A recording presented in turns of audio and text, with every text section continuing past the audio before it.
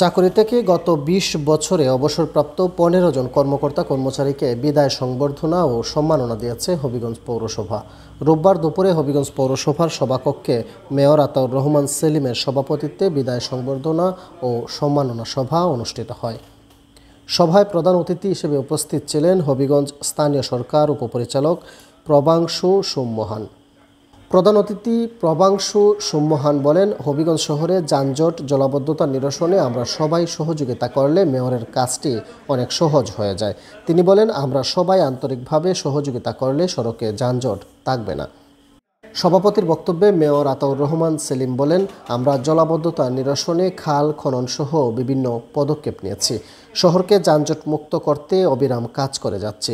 আমরা শহরকে একটি সুন্দর ও বাসযোগ্য পৌরসভা হিসেবে গড়ে তুলতে সকলের সহযোগিতা চাই। আমাদের মাননীয় সংসদ সদস্য ১৪ কোটি বরাদ্দ নিয়ে আমাদের এই কাজটা করে দিয়েছে। এই যে বাইপাস সড়ক মুতালিব চত্বর থেকে গরুর বাজার এই এলাকায় ৩৫ কোটি টাকা বরাদ্দ নিয়ে উনি কাজটা করে দিচ্ছে।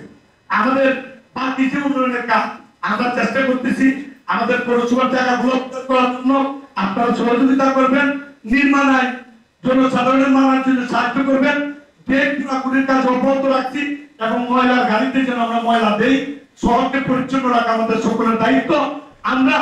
আমি দায়িত্ব নেওয়ার পরে কিস্তির উপর টাটা কোম্পানির থেকে ঋণ করিয়া 2টা গাড়ি কিনে আনছি ৬০ লক্ষ টাকা দিয়ে।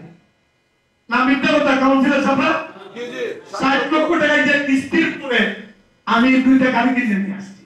আমার এইখান থেকে ময়লা নিতে 6টা গাড়ি, প্রতি মাসে 10 লক্ষ টাকা, প্রতি মাসে 2022 সাল থেকে 24 সাল অর্থাৎ নতুন ভাবে প্রতি মাসে 10 লক্ষ টাকা শুধু ময়লার কাজে অতিরিক্ত ব্যয় যদি 10 লাখ টাকা হয় 1 বছরে কত।